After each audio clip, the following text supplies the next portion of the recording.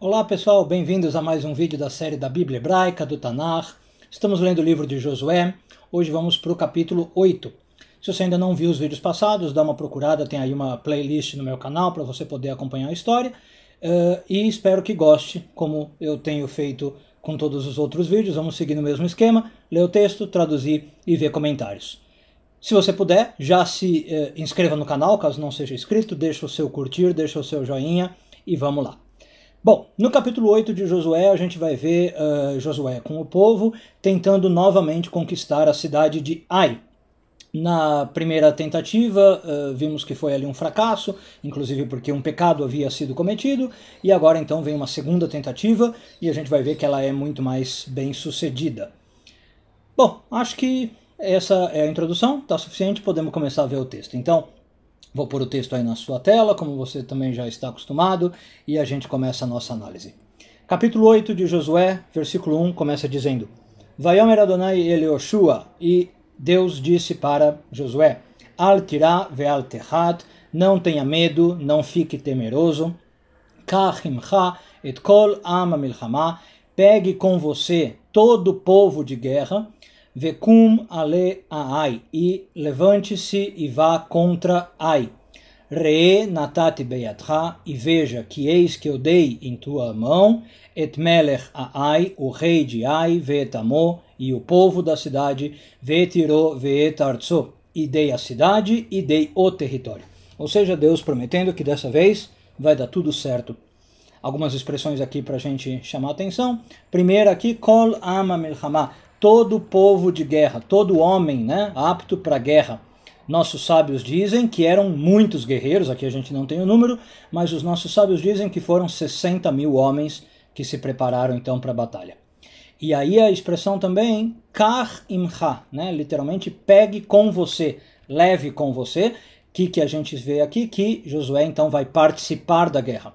Dessa vez Josué vai junto, aliás era comum antigamente, o general ia também na guerra, ele não ficava só na tenda, né, planejando, ele ia também para a batalha.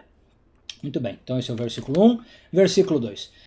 Ve'asita la'ai ulemalka kasher asita le'ericho ulemalka. E você vai fazer para Ai e para o seu rei, o rei de Ai, kasher asita le'ericho ulemalka, o mesmo que você fez para Jericó e o rei de Jericó. Rak shelalá uveremetá tavoso.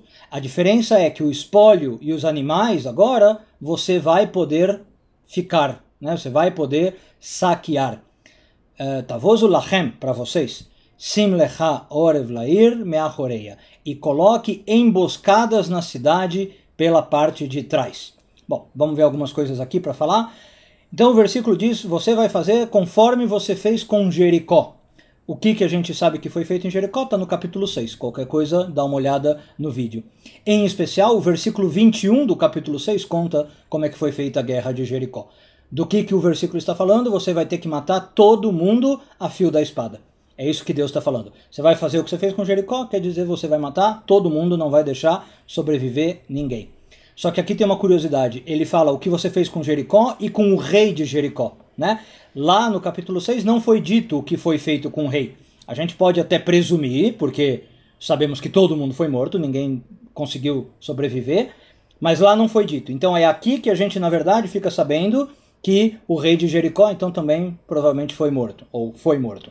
E aí no fim deste capítulo a gente vai ver o que vai ser feito com o rei desta cidade, de Ai. Então, a gente também vai saber o que aconteceu com o rei de Jericó. Deu para entender? O capítulo 6 não fala, mas como aqui fala, você vai fazer o mesmo, e a gente sabe o que vai acontecer com o rei de Ai, a gente sabe o que aconteceu com o rei de Jericó. Bom, e aí aqui aparece uma coisa muito interessante. Vocês vão fazer um orev, uma armadilha, uma emboscada, né? Vão usar um estratagema, meachorei, na parte de trás da cidade. Então, vamos dar uma olhada no mapa para entender o que está acontecendo. A parte de trás da cidade vai ser basicamente a parte oeste. Mas vamos lá, vamos para o mapa. Pronto, está aí. Então vamos começar do zoom mais geral e aí a gente vai aprofundando. Então, olha só, aqui a gente tem Israel, né? Mar Mediterrâneo, a região do Oriente Médio, Mar Morto aqui nesse azulzinho e Mar da Galileia aqui em cima. Então agora eu vou começar a dar o zoom, lembrando que o Rio Jordão está aqui, né, ligando os dois mares, e a gente sabe que o povo veio daqui para cá, do leste para oeste. Estava aqui no deserto com Moisés, Moisés morre, Josué assume e eles atravessam para o oeste. Então, agora vamos dando zoom aqui na região do Mar Morto. Então, ó, norte do Mar Morto, a gente já falou de alguns lugares. Jericó, a primeira cidade que eles conquistaram, certo? Gilgal. Agora eles estão indo aqui para Ai. Lembra que a gente falou? Subindo, porque literalmente eles estão num vale e foram para uma montanha, subindo a montanha. Então, como eles estão vindo nessa direção, de leste para oeste, onde é atrás da cidade? Oeste. Deu para entender? Então eles estão vindo assim, atrás da cidade Ai. Eles vão vir na direção leste e a emboscada vai ficar no oeste, tá bom? Então agora, lembrando, eles estão aqui, em Gilgal, certo? Perto bem do Jordão. Por isso que o ponto de trás, né, do ponto de vista deles, seria oeste. Depois a gente volta para o mapa, vai ver onde exatamente vai ser a emboscada, a Torá vai contar para nós. Bom, então, versículo 3, que mais diz? Vayakam Yoshua vechol Aam, e Josué com todo o povo se levantou, vechol Aam milchamá, todo o povo de guerra, como a gente falou, Laalot Ha'ai, e subiram contra Ai. Vaivchar Yoshua shloshim elef ish, aqui vai começar a emboscada. E desses homens que foram com ele, que a gente falou, os sábios disseram que são 60 mil, Josué selecionou shloshim elef, 30 mil. Giborei Ahail, pegou os homens mais valentes, mais fortes, mais valorosos, Vaishlachem Laila, e os enviou de noite para fazer a emboscada que a gente vai ver. Versículo 4, Vayetzav otam lemor, e ordenou para eles então, dizendo, Reu atem orvim lair, vejam que vocês vão colocar emboscadas na cidade. A mesma coisa que Deus tinha falado, agora Josué está passando para frente. Meachorei Hair, na parte de trás da cidade, Artarhiku minair meod, não se afastem muito da cidade. Então vocês vão pôr atrás da cidade, mas não muito longe, né? A uma certa distância. Viheitem kulchem nechonim, e vocês todos estejam de prontidão. Faz as emboscadas e fiquem prontos, tá bom? Então, daqui em diante, do versículo 4 para frente, a gente vai ver os detalhes do que Josué está ordenando, tá? A gente vai entrar nessas especificações. Então vamos continuar, versículo 5. Va'ani vechol ha'am asher iti, e eu, Josué fala, com todo o povo que está comigo, nikra velair, vamos nos aproximar da cidade, vehaya ki yetziu likrateinu kasher varishona, venasnu lifneichem. Então, aí a gente vai se aproximar da cidade, vai vir pela frente, pelo leste, e eles vão sair para vir nos perseguir. Kasher Barishona, como aconteceu da primeira vez, né? Eles estão empolgados porque ganharam, vão achar que podem ganhar de novo, vão vir correndo. E quando eles vierem, Venasnu lifneichem, a gente vai fugir diante deles. A gente vai fingir que a gente está com medo, ou que a gente está perdendo, e vai fugir. Então, está começando a bolar a emboscada, né? Vamos ver algumas expressões. Primeira expressão, Nikrav el Hair, né? Literalmente é aproximar-se da cidade. Mas aqui tem uma questão interessante, que essa palavra Nikrav, ela pode ser meia ambígua. Por quê? Nikrav é se aproximar, mas Nikrav também é brigar. Então quando a gente for se aproximar da cidade, ou brigar com a cidade, tá? Por exemplo, talvez você já ouviu falar de uma defesa pessoal israelense que chama Krav Maga, né? Krav é a mesma raiz aqui, Nikrav. Brigar, Krav Maga seria briga de contato, né? Luta de contato. Tudo bem? Então, ou ele vai se aproximar da cidade ou brigar contra a cidade. Então, essa expressão que está sendo usada aqui é uma expressão que aparece muito na Torá, tá? Quando o povo de Israel vai lutar contra uma nação. Fica sempre essa ambiguidade, você vai se aproximar da nação ou vai brigar contra a nação. Se você quiser dar um exemplo, o último, acho que aparece na Torá, é em Deuteronômio 20:10, né? Deus fala, ó, quando você se aproximar da cidade, kiti krav, quando você for guerrear com a cidade. Tá? Então, krav tem esse duplo sentido, se aproximar para brigar, ou se aproximar e brigar, tá bom? Bom, vamos continuar com o plano, então deu para entender, né? Vocês vão lá para trás da cidade, fica a certa distância em alerta. Nós, Josué fala, eu e os outros homens, os outros 30 mil, vamos nos aproximar e vamos chegar perto da cidade. Eles vão começar a perseguir a gente vai fugir. 8:6, Vayatsu achareinu, eles vão vir atrás de nós, até que a gente afaste eles um pouco da cidade. A gente vai correr um pouco para ganhar uma distância. Kiomru, e eles vão falar o quê? Nassim lefaneino kasher barishona. Eles estão fugindo de nós, como na primeira vez. É aquilo que eu falei. Josué está usando o psicológico, né, deles. Do mesmo jeito que eles fugiram, agora eles estão fugindo de novo. Eles vão ficar empolgados por isso. Venasnu lifneichem. E vão... nós vamos fugir deles. Tá? Essa é parte do estratagema. Vamos continuar. 8.7.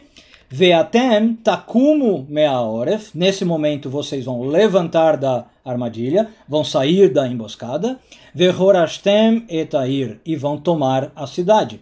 O Netaná Adonai Elohechem beyadeichem. E Deus vai dar a cidade na mão de vocês. Deu para entender? Então a gente vai chamar eles. É uma distração. Tirar eles da cidade, quando eles estiverem distantes, vocês entram e tomam a cidade. Versículo 8, Verhaya ketafsechem etair, e quando vocês então tomarem a cidade, tatsitu et hair baesh, façam a cidade queimar no fogo. Vocês vão arder a cidade, né? Fazer a cidade arder. Kidvar Adonai tasu, vocês vão fazer conforme as palavras de Deus. Reut viti etchem, vejam bem o que eu estou ordenando. Né? Josué aqui mostra talvez até uma preocupação. Façam exatamente o que está sendo pedido para não acontecer a catástrofe que a gente viu no capítulo anterior. Então aqui essa expressão, tatsitu et hair baesh, faço a cidade queimar no fogo, como a palavra de Deus. Então dá a entender que Deus mesmo falou para Josué isso. Tá? E isso está ligado ao próprio comando que também aconteceu em Jericó, né, no capítulo 6 que a gente já mencionou. Então, do mesmo jeito que Jericó foi queimada, agora a cidade tem que ser queimada. Sempre, Deus falou que tem que ser igual, né? Tem que ser um paralelo. Então agora, veja que interessante, Josué teve esse plano, esse estratagema, né? Mesmo com a promessa de Deus, a gente viu no primeiro versículo, Deus aparece e fala, não tema, não precisa ter medo, a cidade está na sua mão. Tem esse estratagema sendo feito, né? Josué não confia só, digamos, não é que não confia, mas não é só porque Deus falou que a cidade está ganha que então eu vou guerrear de qualquer jeito. Ele bola toda uma estratégia militar, tá? E é essa estratégia que a gente viu aqui. Versículo 9 então. Vai shlachem Yoshua, vai alhu et amarav, vai ashvu. E aí então Josué mandou esses 30 mil homens que iam fazer a emboscada, para onde? Et hamerav, como a gente falou, para fazer essa emboscada. Vayeshvu ben Beitel uven Haai. Agora a gente já vai para o mapa. E eles ficaram na região entre Beitel, uma cidade chamada Beitel, e Ai. Miam Laai, no oeste de Ai. Como a gente disse, né? Na parte de trás, do ponto de vista deles, era oeste. Vayalen Yehoshua Balaila. Josué passou aquela noite com eles, habitou com eles. Raú Betoham, no meio do povo. Como a gente falou, Josué está participando na batalha. Né? Ele não ficou lá na sede, no quartel-general planejando, ele está junto com o povo para a batalha. Tudo bem? Ainda está aqui de noite, sendo preparado o estratagema. Vamos para o mapa para ver onde é esse local que eles ficaram? Então, tá aí o mapa de novo. Olha só, Ai e Betel. Tá vendo que Betel fica um pouquinho para oeste e para norte de Ai. Né? Seria então noroeste. Vou dar até talvez mais um zoom. Pronto, ó. São duas cidades bem próximas, muito vizinhas, onde esses 30 mil homens ficaram de emboscada aqui, no meio do caminho. A oeste de Ai e a leste de Betel, né? No meio do caminho. Tudo bem? Então é aí que está sendo preparada toda essa emboscada. Vamos voltar para o texto. Então, versículo 10. Vayashkem Yehoshua baboker. Então, ele dormiu a noite com os soldados e acordou cedinho de madrugada, no dia seguinte, pela manhã. Vaifkod et ha'am. E chamou todo o povo para revistar o povo, né? Aqui é o verbo visitou o povo, mas visitou militarmente. Foi ver se estava tudo pronto. Vayal hu veziknei Israel lifnei ha'am ha'ai. E se levantou ele e todos os anciãos de Israel diante do povo de Ai. Então agora a gente vê que não só o Josué estava ali, também os anciãos estavam ali presentes, só que o Josué, claro, liderando o caminho. Josué 8:11. E todo o povo de guerra que estava com ele subiram a Lu. Vaigeshu vayavou neged Hair. E se aproximaram e vieram neged Hair, na direção oposta da cidade, né? Contra a cidade. Vayachanu metzefon laai verhagai. E aqui eu já explico. Beinav uven hai. E aí eles se posicionaram, né? Se acamparam. Mitzefon laai, do lado norte de Ai. Verhagai. E também tinha ali um vale, Beinav uven hai, entre eles e entre Ai. Vamos explicar, talvez fique um pouco confuso. É o seguinte, agora Josué então está com muita gente, certo? Ele tem pelo menos 30 mil guerreiros. 30 mil ficaram no oeste para fazer emboscada, e Josué tem outros 30 mil. Tá? E onde esses outros 30 mil, esse segundo grupo vai ficar, está contando a Torá? No norte de Ai. Então, uns ficaram a oeste e outros ficaram no norte. Tudo bem? A emboscada está no oeste, e o povo que vai fazer a cena de estar sendo perseguido ficou no norte. Tudo bem?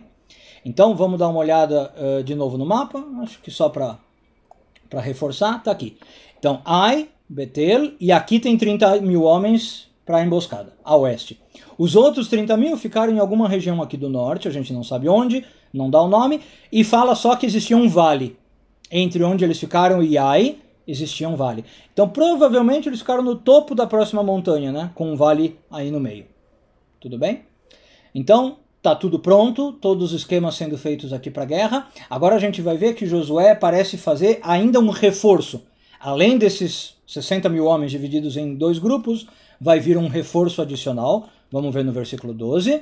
O que Josué diz, ou faz? Vaikar kachameshet alafim ish. Ele pegou 5 mil pessoas, mais 5 mil homens, Vayasemotam Oref ben Beitel uven Ai, e os colocou de emboscada entre Beitel e entre Ai, Miam Lair, no oeste da cidade. Então, olha só o que está acontecendo. São 5 mil homens adicionais que Josué pega, tá? Para reforçar a emboscada, e de novo esses homens são postos no oeste. Então, no total, quantos homens ficaram no oeste? 35 mil. 30 mil num primeiro grupo, e dá a entender que é um pouco mais afastado da cidade, não muito, o Josué fala, e depois um segundo grupo menor de 5 mil, entre esses 30 mil e Ai. Deu para entender? Um número menor de reforço. Bom, tem alguns comentários que quando aparece isso dizem que esses 5 mil que foram pegos não é adicional, não é um reforço, é dos 30 mil que a gente viu. Então, na verdade, continuaria sendo 30 mil, e aí agora teve um destacamento. 25 mil ficaram atrás e 5 mil foram para frente. Tudo bem? Tem essas duas leituras. Eu entendo do literal do versículo que parece mais um reforço mesmo. 30 mil continuaram e veio mais 5 mil. Seja lá como for, qual que é a ideia? É mais fácil você liderar um grupo menor, né, do que 30 mil. Então, é como se Josué visse, olha, talvez aqueles 30 mil, para eu organizar uma emboscada com todo esse número de homens é muito complicado. Né? Como é que eu passo uma mensagem para 30 mil homens? Se eu ponho 5 mil destacados, não importa se há mais ou do mesmo grupo, né? Fica mais fácil o estratagema. Tudo bem? Então, aqui tem uma questão interessante para a gente pensar nesse reforço adicional que o Josué faz. Depois, versículo 13, vamos avançar.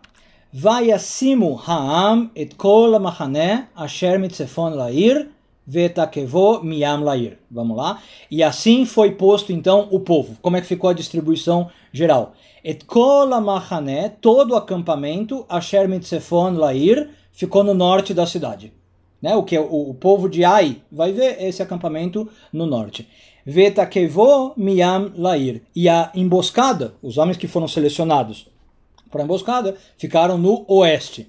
Vai Elech Yoshua Balaila, de novo cai a noite, Josué à noite vai, Raú Betor Haemek, e Josué vai no meio do vale, que a gente falou, que tem entre esse acampamento ao norte e Ai, tudo bem? Bom, algumas coisas, Vet Akevo, né, essa emboscada, esse grupo é o segundo grupo então que a gente está falando, tá? Esse grupo que ficou a oeste é esse segundo grupo de 5 mil pessoas. Tudo bem? Josué, então, passa a noite pelo vale, e como eu falei, era comum nos tempos antigos o general tá olhando, acompanhando, vendo os últimos preparativos da guerra. Alguns comentaristas dizem que aquele realmente estava vendo toda a área, ver se está tudo pronto, se os homens estavam bem colocados, né? fazendo uma análise estratégica do terreno. Versículo 14, Vayechi Kireot Melech Ai, e aí começa a história mesmo, né, a ação. Vayechi Kireot Melech Ai, e quando o rei de Ai viu, Vaimacharu, Vayaskimu, Vayatsu, Anshei Hair, Likrat Israel. Assim que ficou sabendo que tinha esse acampamento, eles correram, se apressaram. Vayaskimu, eles acordaram de manhãzinha, de madrugada. Vayetsu, Anshei Hair, e os homens da cidade saíram, Likrat Israel, em direção a Israel, para encontrar Israel, La Milchama, para a guerra. Hu vechol amo, ele, o rei de Ai, com todo o seu povo. La moed, eu já explico essa expressão, mas literalmente no momento correto. Lifnei ha'aravá, diante de um local que chama Aravá, daqui a pouco a gente também menciona, eu explico. Vehu lo yadá ki orev lo meachorei ha'ir. E ele, o rei, não sabia que tinha uma emboscada esperando ele atrás da cidade. Ele não se deu conta que tinha emboscada preparada. Ou seja, ele está caindo na armadilha que nem um patinho, né? Bom, essa expressão lamoed que eu falei, ela é um pouco ambígua, os nossos sábios discutem. Primeiro, lamoed, como eu traduzi, pode ser um momento específico. Quando eles acharam que era o momento certo, eles foram. O povo de Ai foi contra Israel. Mas lamoed também pode ser num local específico. Um local que o rei já tinha planejado, né? Ele, com seu estratagema militar, talvez aconselhado, ele falou, eu vou até aquele ponto, e lamoed pode significar isso. Então, tem duas interpretações. Ou ele foi no momento que ele achou adequado, ou para o local que ele achou adequado. E aí, por que algumas literaturas até vão preferir a leitura de local? Porque depois aparece diante de Aravá. Então, Aravá, a gente sabe que é o nome do deserto, ou seja, para leste, ok? Em direção ao Rio Jordão. Então, eles teriam saído de Ai para o leste, certo? Indo em direção ao Jordão. Tudo bem? Então, versículo 15, continuando, Vainagu Yoshua vechol Israel, e foram feridos Josué e todo o povo de Israel, já vou explicar esse foram feridos, Lifneichem, diante deles, dos homens de Ai, Vayanusu derech hamidbar, e fugiram pelo caminho do deserto. Então vamos lá, o versículo diz literalmente, tá? Eles se feriram, foram feridos. Mas o Radak, um comentarista que a gente já falou, vários comentaristas na verdade, dizem que eles estavam fingindo, que não foram feridos de verdade, e que portanto a gente teria que ler foram como se fossem feridos, né? Aliás, a tradução aqui do Almeida, vocês veem que está assim, né? Como feridos, eles fingiram, estavam encenando, ok? Mas alguns comentaristas discordam, vão no literal e falam não, aqui não está escrito como se, teve alguns que realmente se feriram, tá? Talvez até para ficar mais verossímil, não sei. Mas o versículo dá a entender o literal que realmente se feriram. E alguns falam que tem que ler como se. Tá? Então começaram a pôr a emboscada em prática, né? E começaram a fugir em direção ao deserto. 8:16 Vaizaku kol ha'am asher ba'ir. E aí todo o povo que estava na cidade de Ai, né, foi convocado para começar a correr atrás deles. Lirdof achareichem, tá aqui, persegui-los. Vairdefu acharei Yoshua, e foram atrás de Josué, perseguiram Josué, e fizeram o que exatamente o povo de Israel queria. Vainatku min hair, saíram da cidade, deixaram a cidade abandonada. Essa primeira palavrinha que apareceu aqui, vaizaku, é literalmente gritaram, tá? Então, convocaram gritando. Os que estavam perseguindo, né, começaram a chamar os outros. Vem, vem, vamos correr atrás deles, vamos perseguir. Tá? Essa é a ideia. E, como eu falei, caíram que nem um patinho. Estão deixando a cidade abandonada. Então, 8:17, olha o que acontece de interessante. Velonishar ish ba'ai. Não ficou nenhum homem em Ai. Todo mundo ali na euforia foi atrás de Josué e do povo de Israel. E mais interessante, o Veitel. E também na cidade de Betel não ficou ninguém. Betel. Asher lo yatsu acharei Israel. Não ficou nenhum homem sequer que não fosse atrás de Israel. Vayazvu et ha'ir petucha. E deixaram a cidade aberta, escancarada. Vaerdefu acharei Israel. E estavam só preocupados em perseguir o povo de Israel. Então, o que eu falei que tem interessante aqui? uma cidade que não estava na guerra entrou na guerra, Betel. Né? A guerra era entre Israel e Ai. Só que a cidade de Betel entrou na festa. Né? Foi junto na perseguição. Talvez, aí tem alguns comentaristas que dão algumas explicações. Né? Primeiro, talvez eles queriam também participar da honra de vencer Israel. Né? Quando eles viram que de novo Israel estava atacando e que provavelmente de novo iam levar o couro, né? Betel falou, vamos junto. Segunda explicação, talvez eles não queriam só a honra, eles queriam espólio. A gente sabe que cada vez que ganhava uma guerra, tinha espólio. Né? E a terceira diz que foram por animação, só. Né? Só não tinha lá muito o que fazer, viram a cidade vizinha de Ai correndo atrás, falaram, vamos junto. Seja como for, fica claro que uma nova cidade se junta à guerra. Né? Betel vai atrás de Israel junto com Ai. Como a gente viu no mapa, Betel ficava também no oeste de Ai. Deixa eu até voltar, vai, pra gente falar. Tá aqui. Ai e Betel estava então a oeste até um pouco norte, noroeste, né? Então aqui tem uma questão, por quê? Se Betel ficava no oeste, e a gente viu que a emboscada também ficava no oeste, tem algo curioso, né? Betel não viu os 30 mil homens que estavam aqui, certo? Então aí tem alguns comentaristas tentando explicar por que não viram. A maioria dos comentaristas vai falar o quê? Que eles não ficaram, então, esses 30 homens, bem no meio entre as cidades, como a gente tinha falado. Né? Talvez esses 30 homens não ficaram entre Ai e Betel. Talvez eles ficaram um pouco mais aqui para o sul, e não dava para ver Betel, ou até um pouco mais para o norte. Tudo bem? Tem outros que falam o seguinte, não, eles ficaram entre Betel e Ai, só que Betel estava tão empolgada, como a gente falou, de ir para a guerra, que nem reparou naqueles 30 mil homens, não se deu conta que podia ser uma armadilha, não deu bola. Falou, deve ser uns como chama? Gente, uns nômades, né? Deve ser gente que está aí acampada, não tem nada demais. Seja como for, o povo de Betel, que estava do mesmo lado da emboscada, não viu esses 30 mil homens. E foi para a guerra todo empolgado e deixou a cidade aberta, como Ai também deixou. Vamos continuar, 8:18. O que acontece agora? Vaiomer Adonai el Yoshua, Deus fala para Josué, Nete bakidon asher beyadcha el ha'ai. Pega a lança que você tem na tua mão e estende contra Ai. Ki beyadcha etnena, porque eu vou dar ela, a cidade, na tua mão. Vayet Yoshua bakidon. E Josué estendeu a lança, asher beyadô, que ele tinha na mão, el ha'ir, contra a cidade.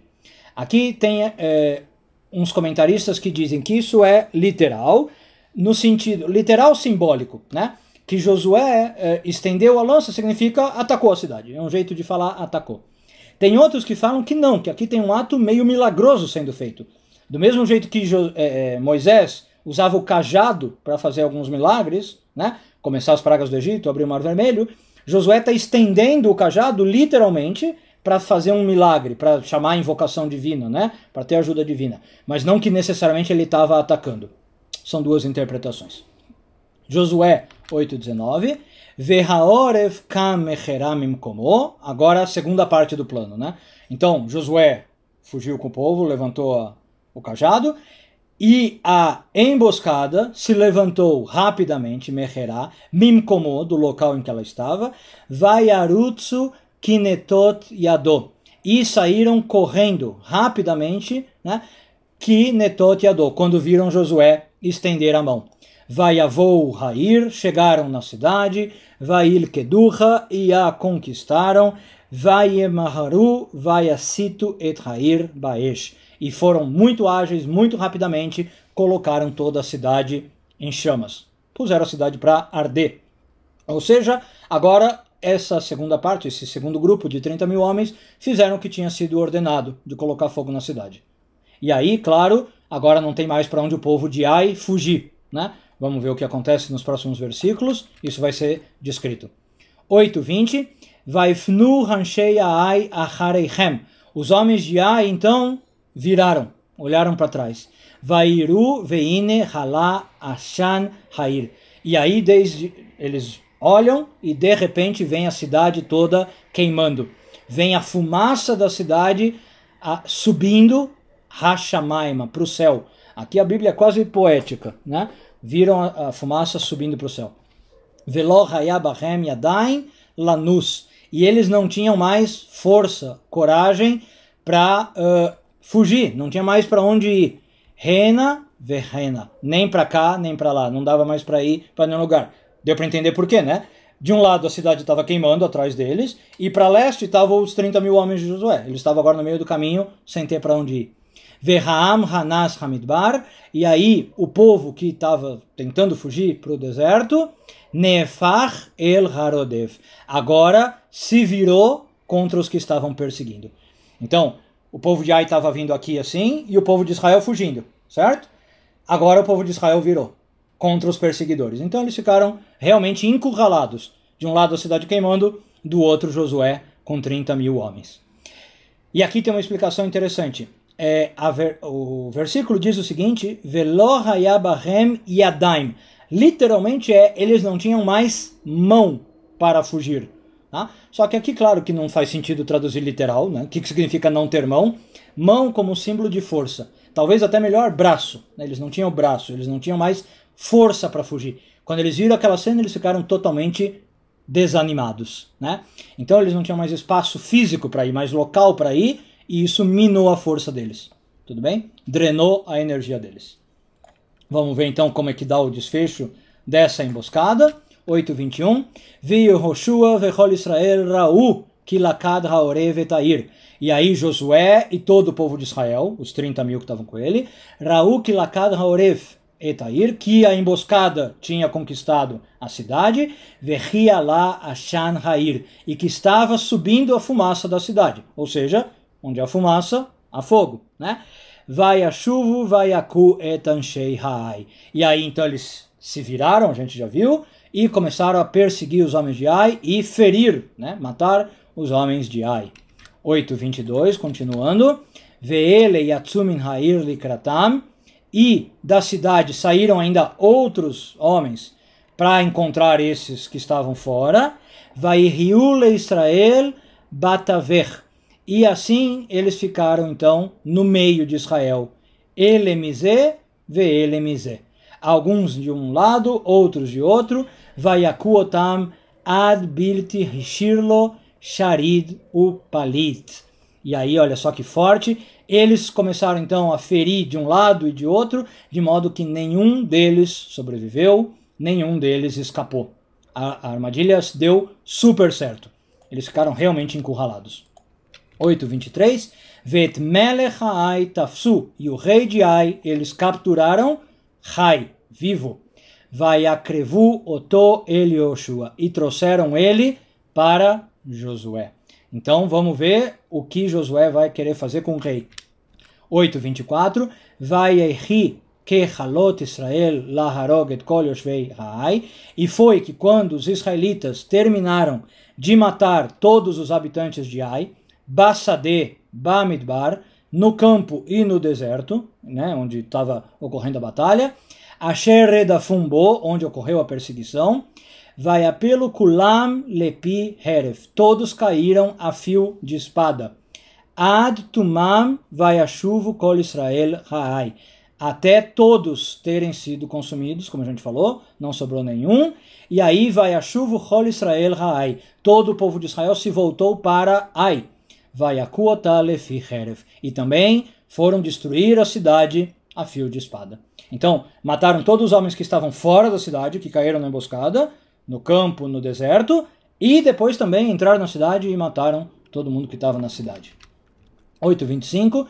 Vayechi kol anoflim bayom ha'u meish ve'ad isha shnei masar elef kol anshei ha'ai.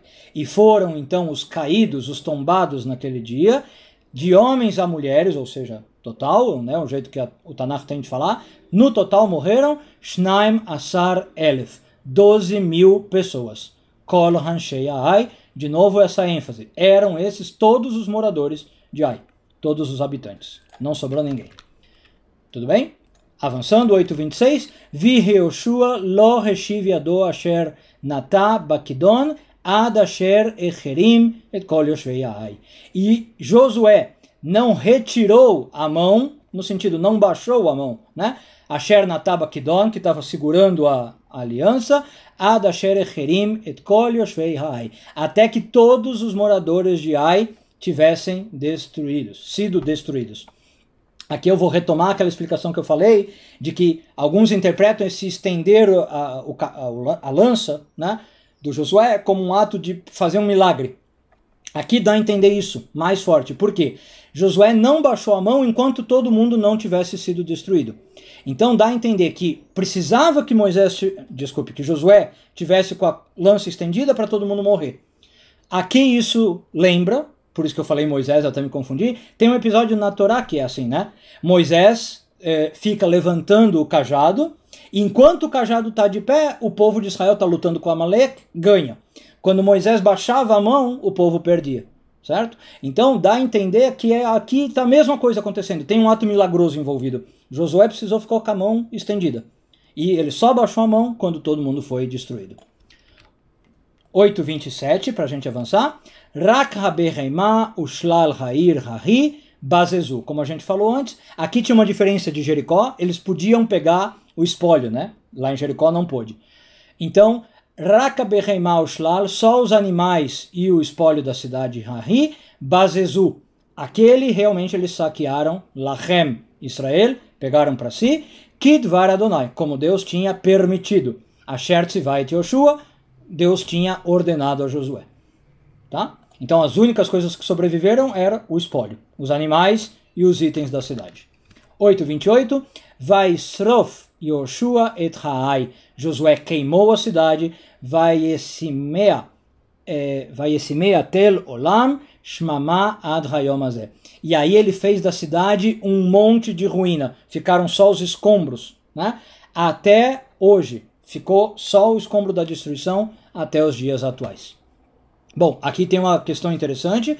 Aparece a expressão que Josué queimou a cidade.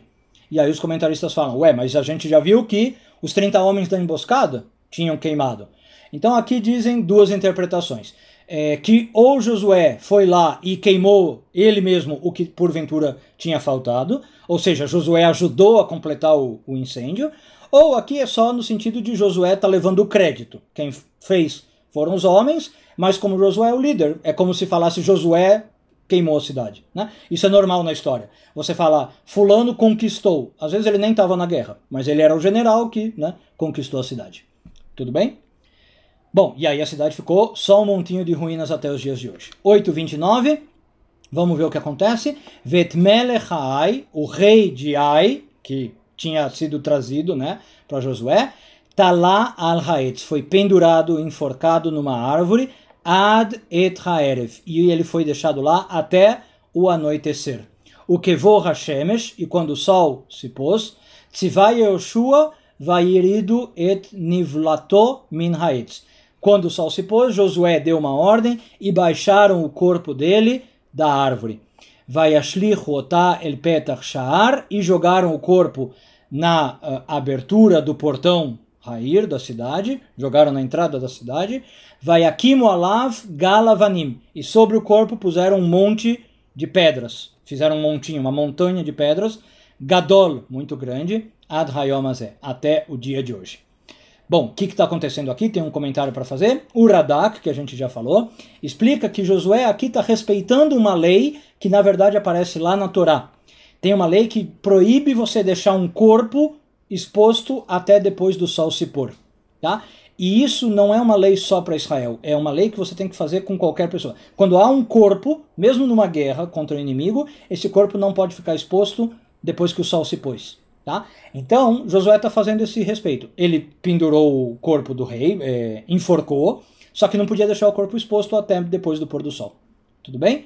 E aí, então, ele está respeitando isso e sepultando o corpo, que para o judaísmo é sempre algo muito importante, mesmo, como eu falei, que não seja um israelita, você tem que respeitar o corpo do falecido, o corpo mesmo do inimigo, e é isso que está sendo feito aqui.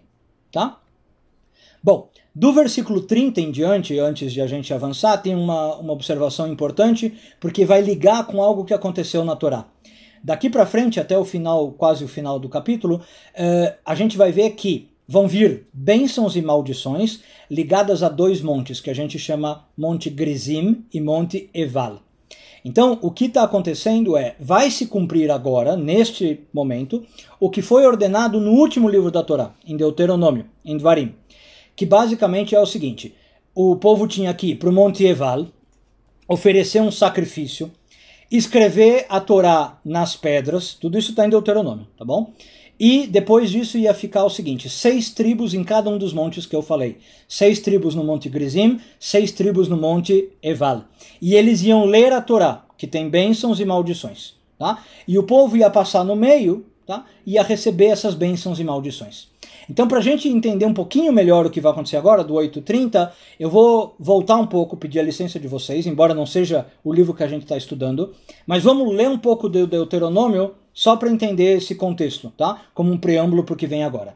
Se você quiser me acompanhar, eu vou pôr na lousa o texto, a gente vai ler Deuteronômio 11, 26 até 32, que é a primeira parte, é o começo da porção de Re'ê, e depois a gente vai ler Dvarim 27, de 1 a 8. Tá bom? Então eu vou fazer uma breve retrospectiva só para a gente se localizar.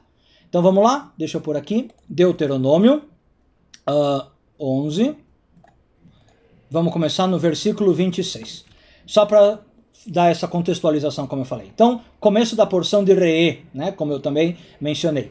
Re'ê anochi noten lifneichem, veja que eu dou diante de vocês, Hayom, hoje, brachá uklalá, uma bênção e uma maldição.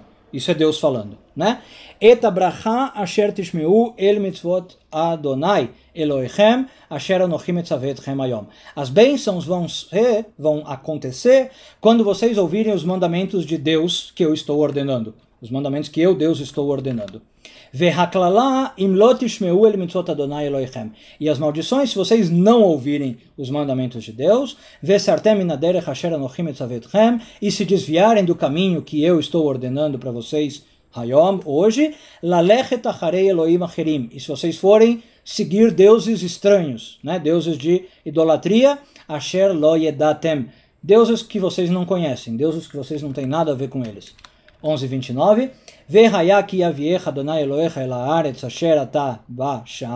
Agora vai vir a ordem que eu falei.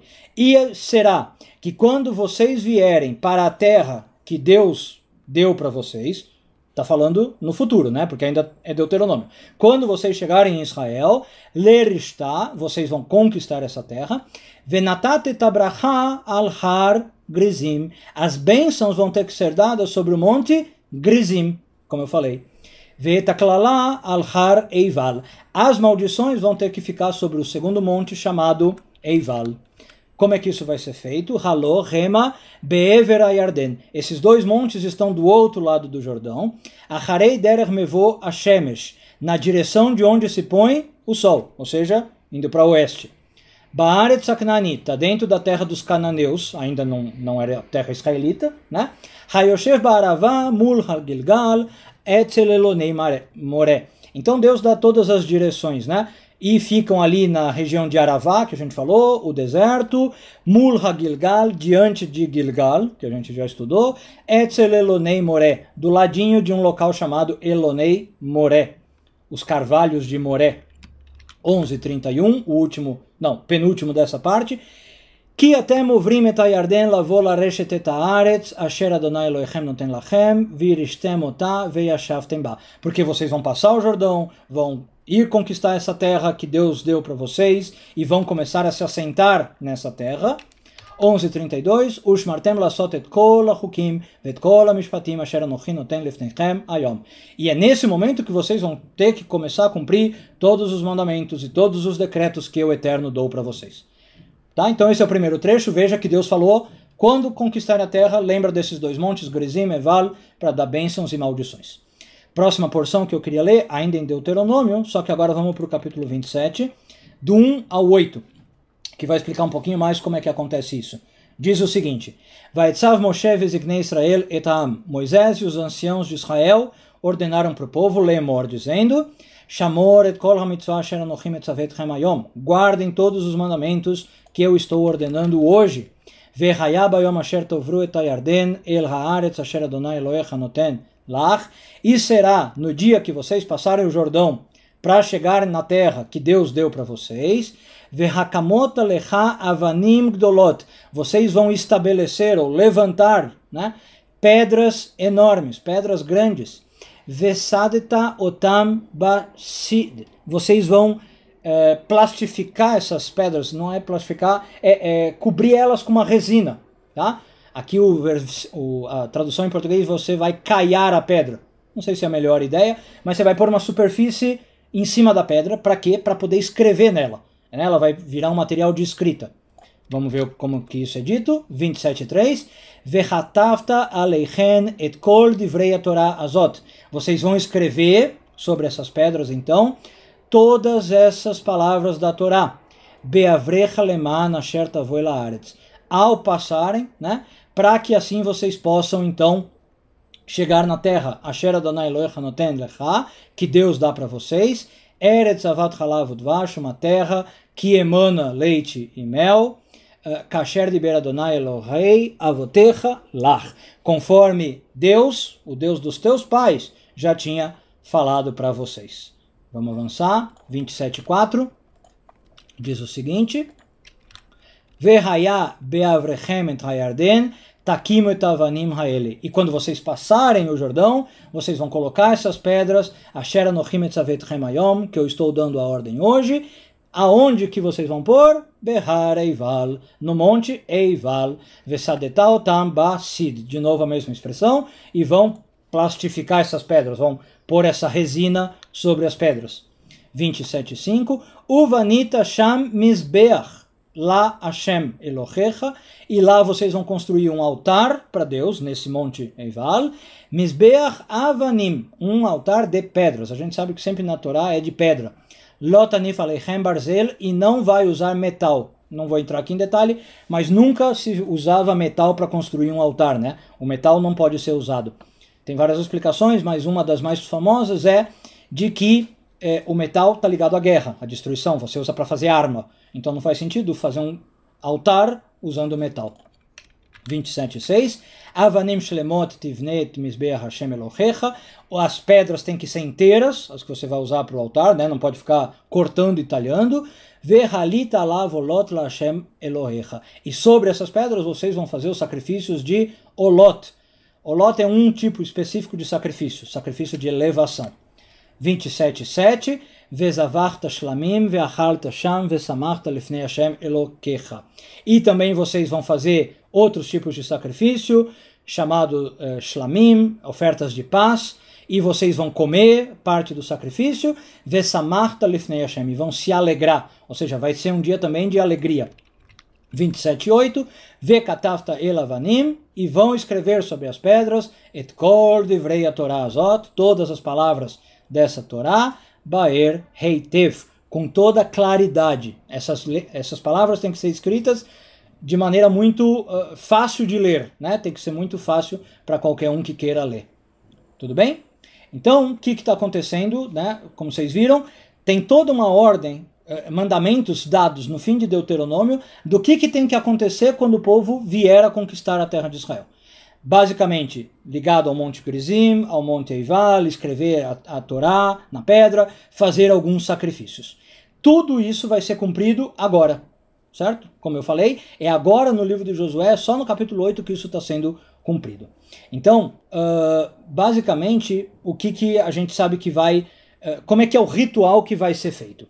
Então, a principal questão é a seguinte: como que essas bênçãos e maldições iam ser realizadas? A gente vai ler o detalhe, mas, na verdade, a Torá só fala das maldições, tá?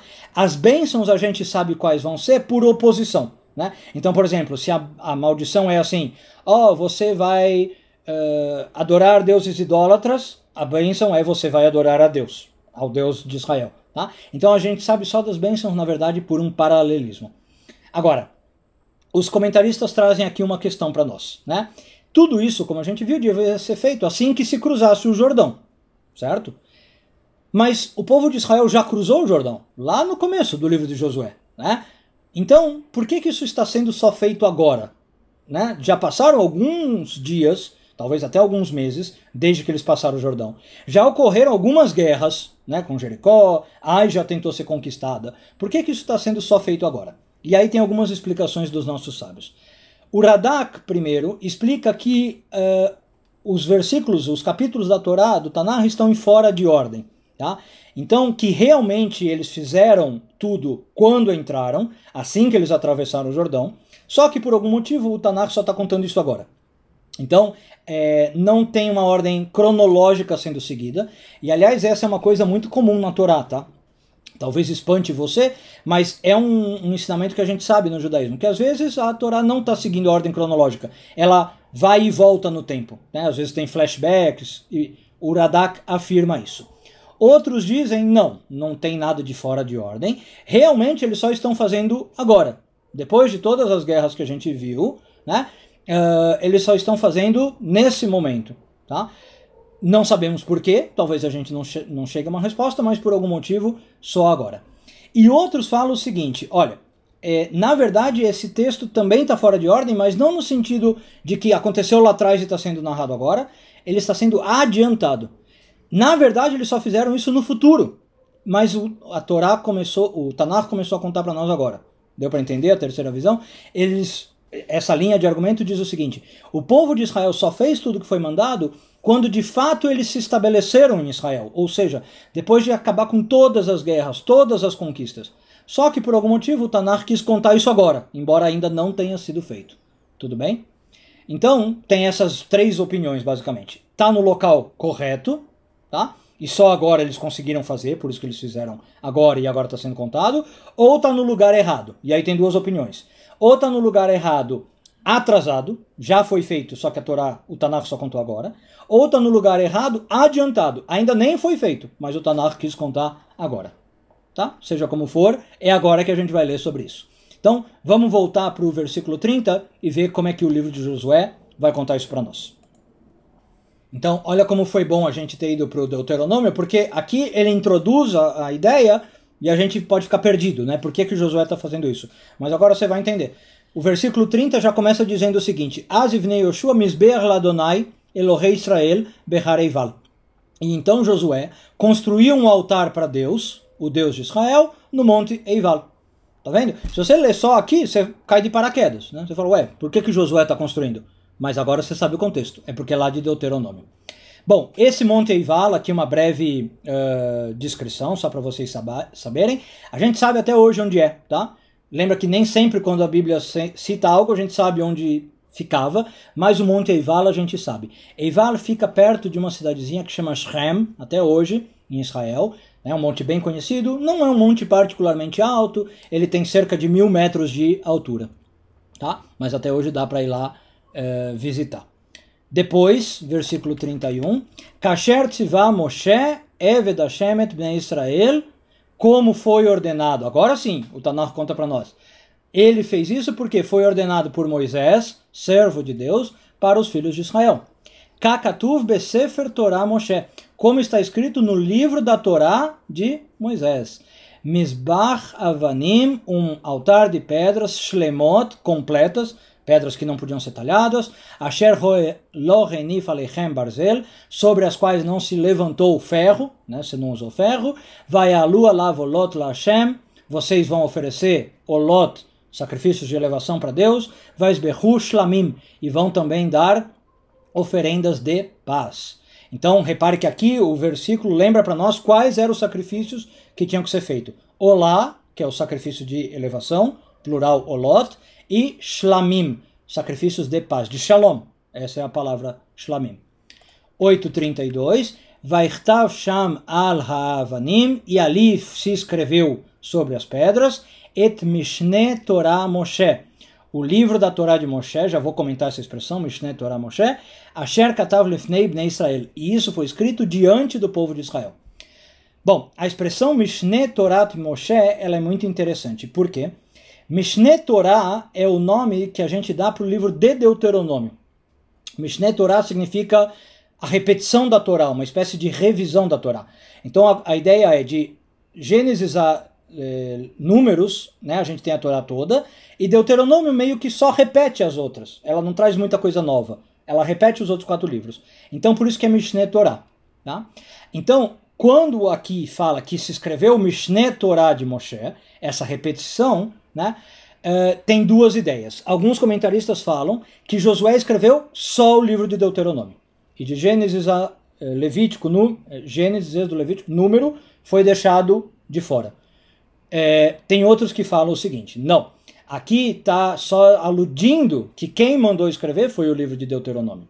Então ele escreveu o que estava mandado no livro de Deuteronômio, mas ele escreveu tudo. Desculpa, tive que fazer uma interrupção, o papagaio aqui resolveu gritar, mas deu para entender as duas opções, né? Ou ele escreveu só Deuteronômio, ou ele escreveu tudo conforme mandava o Deuteronômio. A maioria dos comentaristas diz que escreveram toda a Torá, né? Não fazia sentido só o Deuteronômio, e mais do que isso, dizem que a Torá foi escrita em 70 idiomas, para realmente ela ficar clara para todo mundo, para que a pessoa pudesse ler a Torá no seu próprio idioma. Tem uma terceira opinião, que é a minoria, mas já que a gente está aqui para mencionar, um comentarista chamado Saadia Gaon, ele diz que Josué escreveu só as 613 mitzvot. Não escreveu nada da Torá inteira. Não contou, por exemplo, a história do Gênesis, Noé, Abraão. Não, só a lista das 613 mitzvot. Tá?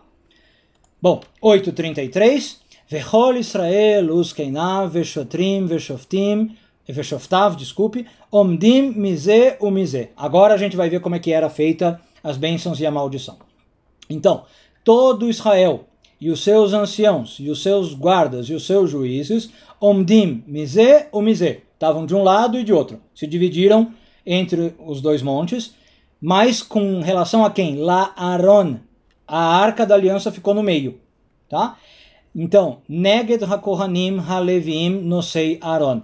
E então, opostos aos sacerdotes e levitas que estavam carregando a Arca da Aliança, Brit Hashem, chamada de Pacto de Deus, Kager, Kaezrach, Hetzio, El Mul Har Grizim.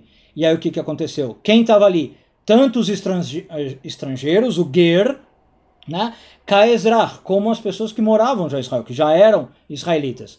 Hetzio, El Mul Har Grizim, metade diante do Har Grizim, Vehetzio El Mul Har Eival, e metade diante do Har Eival, do Monte Eival. Kasher Tzivah Moshe, a gente já viu, conforme Moisés tinha ordenado, Eved Hashem, o servo de Deus, Levarech et Am Israel Barishona, para abençoar o povo de Israel primeiro. Vamos entender o que está acontecendo aqui, várias informações. A gente falou do Monte Eival, que era um deles, onde primeiro se fez até o sacrifício. Agora aparece o Grizim, o oposto. O Grizim é um monte um pouquinho menor que o Eival, tá? Ele tem umas cerca de 800 a 900 metros de altura, e ele fica ao sul da cidade de Shem, que eu mencionei. Então, do Grizim dá para ver o Eival, e do Eival dá para ver o Grizim, tá? E entre eles tem um vale. O que a Torá, o Tanakh está contando para nós? Metade das tribos ficou em cada monte, né? Então, aqui não aparece qual, mas no Deuteronômio a gente sabe como é que foi a divisão. Foi o seguinte: Shimon, Levi, Yehudá, Issachar, Yosef, Binyamin, esses 6, ficaram no monte Grizim. Reuven, Gad, Asher, Zevulun, Dan e Naphtali, esses outros 6, ficaram no monte Eval. Então, no vale ficou a Arca da Aliança, como eu falei, ela que fez a divisão. Então, perto da cidade de Shem, né? Um monte está de um lado de Shem, o outro do outro. A arca ficou perto de Shem, com alguns sacerdotes e levitas, como a gente viu, que tinha que segurar a arca, né? Levar a arca. E aí, ao redor, ficavam os outros anciões, anciãos, guardas e juízes, tá? E aí, o que acontece? A gente sabe que era o seguinte: eles viravam para o monte Grizim, primeiro, falavam uma bênção, que a gente falou, sabiam a bênção por oposição à maldição. Então eles olhavam para o Monte Grizim, os levitas com a arca, falavam a bênção. Todo mundo dizia amém. Aí eles viravam para o Monte Eval, falavam a maldição. E todos diziam amém. Tudo bem? Essa é a logística. E o povo estava no meio, com todo mundo com a arca, por isso que eles estavam sendo abençoados e amaldiçoados. Deu para entender? E eles iam se conectar de acordo com o que eles fizessem. Esse é o mandamento. Se eles seguissem a lei de Deus, bênção. Caso contrário, maldição. Agora, por que o versículo acaba dizendo Levarech et Am Israel Barishona, abençoando Israel primeiro? Porque primeiro eles viravam realmente para o Grizim, de onde vinha a bênção, e depois para a maldição. Então aqui é para indicar como é que o ritual começou. Primeiro Grizim, depois Eval. Grizim, Eval, até o fim. Tá bom? Então, avançando, indo para os finalmente, 8:34, Ve'acharei ken, e depois disso, Kara et kol divrei haTorá, leu-se todas as palavras da Torá, Habrachá ve'aklalá, as bênçãos e as maldições, como acabamos de falar. Depois de se disporem Desse modo, começaram a leitura, toda a Torá, bênçãos e maldições, que rola katuv besefer a Torá, conforme está escrito em todo o livro da Torá. 8:35, Lo hayadavar mikol asher tiva Moshe asher lo kara Yoshua. Não houve sequer uma palavra de tudo que foi ordenado por Moshe que não foi lida agora por Josué, neged kol kehal Israel. Todo o povo de Israel, como a gente falou, estava presente, Verhanassim, e também estavam os líderes, né, os príncipes, e estavam Verhataf, estavam as crianças, Verhager e os convertidos, os estrangeiros, Haholer Bekirbam, que andavam no meio do povo. Ou seja, ninguém ficou de fora.